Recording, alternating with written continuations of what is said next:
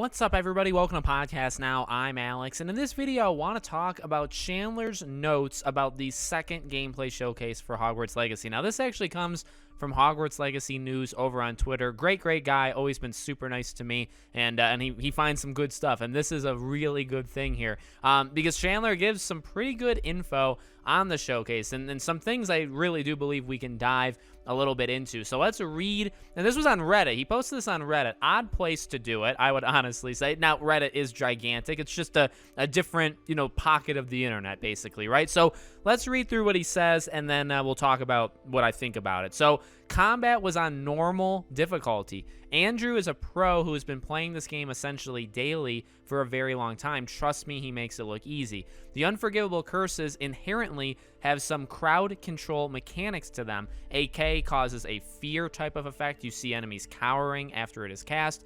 Crucio stuns and takes enemies out of the fight briefly. Imperio switches an enemy to your side, which removes an enemy and now divides the rest of the group's attention. And us having and using all three in the showcase created some of that perceived lull in the AI behavior. Additionally, Arresto Momentum also had some enemies stopped up as well. Again, part of this is Andrew just being very good at controlling his surroundings and managing a combat encounter. The Dark Arts Battle Arena hands you all three of the curses to sample, but this isn't indicative of the availability of these spells throughout the game. They're optional, and they aren't dolled out to the player immediately. For example, you can't just wander off and learn AK early on. Without saying too much, becoming that powerful should feel earned and come with the narrative weight to back choosing to learn and use those spells, as we expressed in the Sebastian Salos Dark Legacy trailer, and the choice to learn/use Crucio. Hopefully that dispels, people that are saying some stuff. So I think it's a really good, I'm really happy that he, posted a statement, and I'm glad people spotted it. So it being on normal difficulty, I would have liked to have seen that it was on easy difficulty, but it does get balanced with the fact, and you kind of have to just lean into it, right? You have to lean into believing him that Andrew is just that good that he makes everything seem not so hard. I would say there's kind of universal thought that was way too easy of what was going on. We'll see when we get our hands on it, but I would buy that normal with literally a pro, a guy who probably helped design a lot of the stuff, right, would be able to make it look like it is on very easy difficulty, right? So that's okay. I also will buy a lot of the argument about the different spells. I was noticing that as well, and I was thinking about that, where it's the enemies, they're a little slow to move. Now, I do think there's somewhat of a split between what people like myself, and maybe just myself, I don't know how many other people have talked about it, between how the enemies had moved and all that stuff during the gameplay, and then also what Chandler's talking about, which is kind of were people complaining that the enemies weren't attacking our character? What? I don't know what the other. I'm truly. I mean this.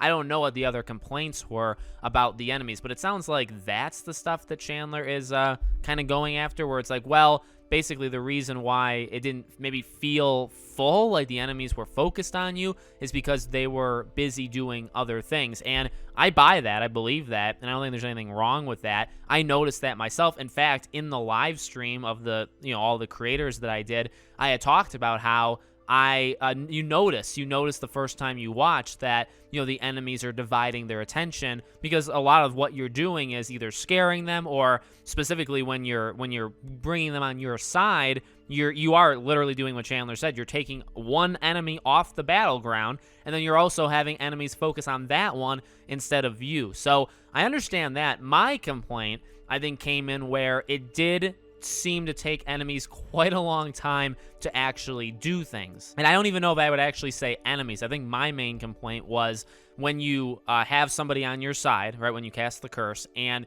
they're supposed to be distracting enemies. There is a clip of the gameplay showcase, there's a part of it where an enemy is under your control, and it just seems like they're not doing almost anything to actually distract other enemies. I do think they're taking enemies they're taking their mind, let's say, away from you, and you can clearly tell the enemies are facing the one that's under your control, but the one under your control isn't doing anything, and when they do stuff, it takes a very long time. So that's what I was curious on, and maybe that's a level up thing where they're not gonna do things very quickly, or they don't want, or maybe we talked about like the game perspective where maybe the enemy wouldn't do anything too quick, because if they get killed like rather quickly, you just lost that spell, right? The whole point of the spell is to use an enemy to distract and do a little bit of damage, right? And if they are so aggressive that they get taken out in like 5 seconds, well, that's not much of you can't really use the spell all that much, because that's kind of pointless. So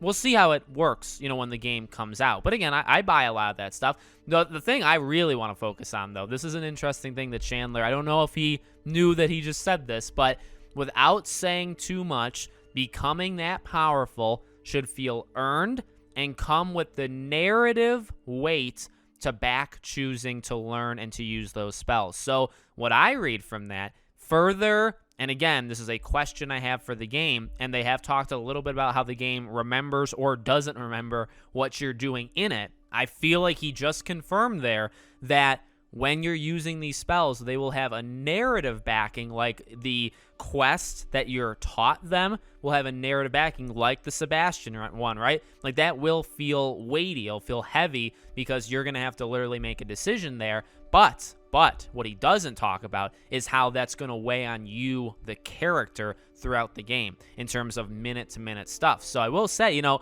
when I was combating the gaming journalists and people talking about, and I had mentioned, like, you know, will this game do anything? If you're going around and you, let's say, eliminate, for the purposes of YouTube, if you eliminate 150 people in this game, which maybe that's a lot, right? And Chandler does say, you know, we don't, he's not going to say how exactly these spells work. I assume you're not going to be able to use them as much as we think you can. But say you take out even 10. Say you take out 10 people not in the Dark Arts arena, casually in the game. You take out 10 people with AK. Does that do anything? Do characters look at you not like literally look at you any different, like the animations are different, but like, are you treated different? Is your person different because you use those spells versus not? I would prefer there is some change, but I actually don't think there will be, or at least it won't be major, based off of, again, what they themselves have said with how the game doesn't really keep track of what you're doing like we think it does. So that's not like a huge diss. It's just something that I found interesting, where I like actually a lot of it, or parts of it at least, where you know, it'll have to be earned, and that basically means right there, and I don't think it's any surprise. Well, number one, you don't have it at the start, and you're gonna have to do specific quests to get these spells, right? So I wonder who teaches you AK, right? Because now it kind of seems like maybe it's not confirmation, but it definitely, I would lean into, you're gonna get taught these things, or you're gonna, you know, it's gonna be part of some sort of quest line. So Sebastian is not gonna teach you; he's gonna teach you Crucio. He won't teach you AK. Who will? That's gonna be a very interesting person, I guess, whoever that individual is gonna be.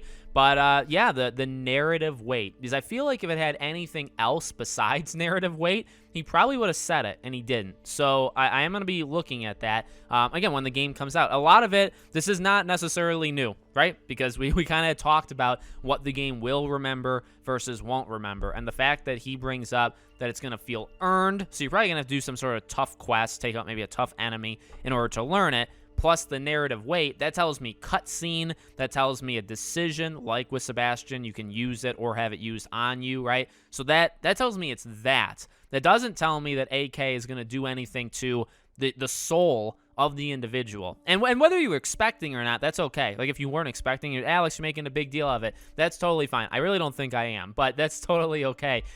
It's just something to kind of add on to that dialogue. So let me know what you guys think in the comments. Make sure you guys are subscribed, bell icon turned on, and I'll see you all on the next one.